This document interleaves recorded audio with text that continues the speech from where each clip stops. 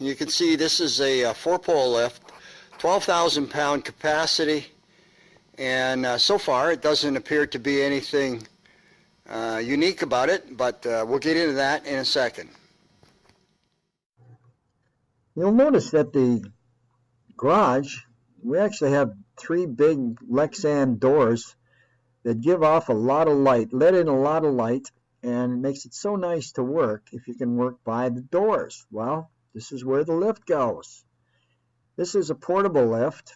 It looks like it was bolted to the floor, but it really isn't. It's bolted to 4 layers of steel. And because it is, it's made to be able to move anywhere in the garage. And some days in the summer, take it outside.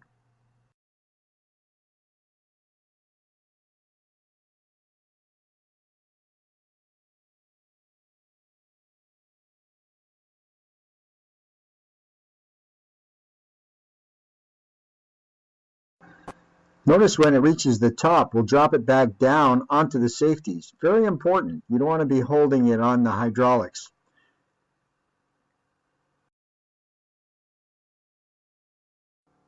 This was a used lift that I found at a fellow's garage. I didn't pay too much for it. I actually got it really cheap.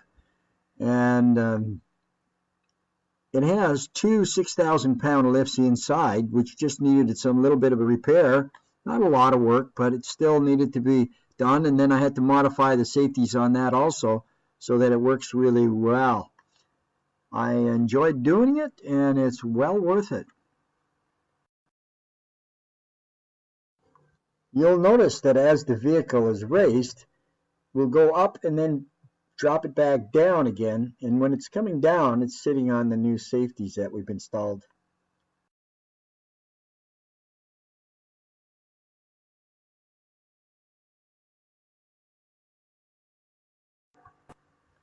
The framework that's built around these 4 poles is actually what makes it so unique and able to slide around the floor. It's not made that way from the factory. They're made to cement right into the floor, but I love to have the mobility to be able to move it. You'll notice the compressor off on the right side.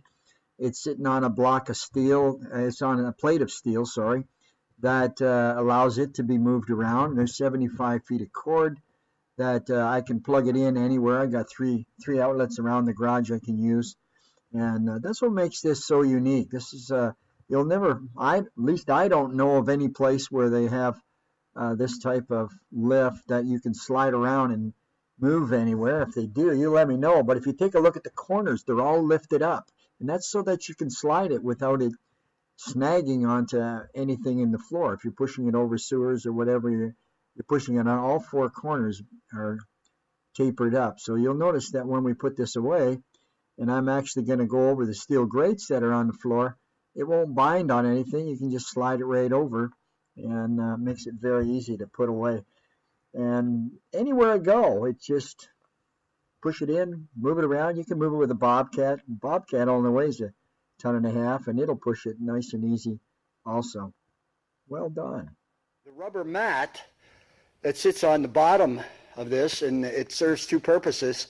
Number one, it makes it nice so that if you're walking underneath this particular lift, you don't trip because you're walking on a rubber mat. And number 2, any debris that happens to fall from a vehicle that's on top and it falls on top of the rubber mat, it can easily be removed, taken outside, cleaned up, and just put it back. So that's a real nice feature. Lift, it's in the up position right now, and makes it easy to take the rubber mat out to clean it. Okay, you can see now that we've got the rubber mat nice and clean, and we'll just pick it back up with the chitney. From this position, and it's really easy to see that the lift is actually up in the air. On each corner is elevated. Notice how it's elevated on each side.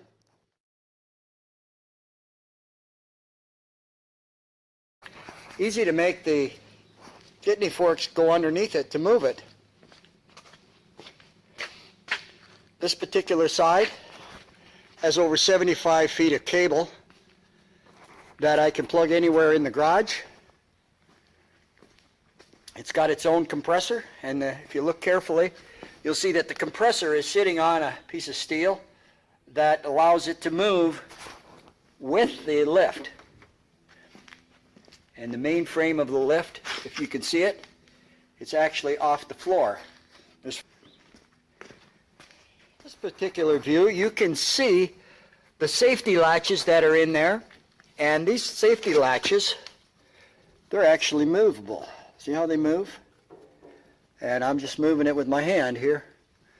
And you would think that they would come off. Well, they would, except for, if we see if we can see in underneath here, what you can see is this framework here, and this piece that's mounted along the side, on both sides of the beam. And what it does, it goes in behind the safety bar. You can see it goes around on each side of the safety bar, one on this side and one on this side, and they're bolted to the side. They're bolted to the side of the beams on both sides, on all four corners. And what that does, that grabs the safety bar and allows it to lock in any position. And it doesn't matter if you have if we take this outside and we use the lift outside, it really doesn't matter, because these bars, the beams, can be 10 degrees out of line and the safeties will still grab. And that's what we put on this to allow it to be completely movable.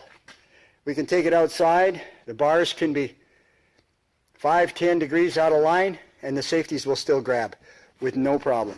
The X in the center also gives it that support, so it always stays square no matter where we put this. Pretty awesome.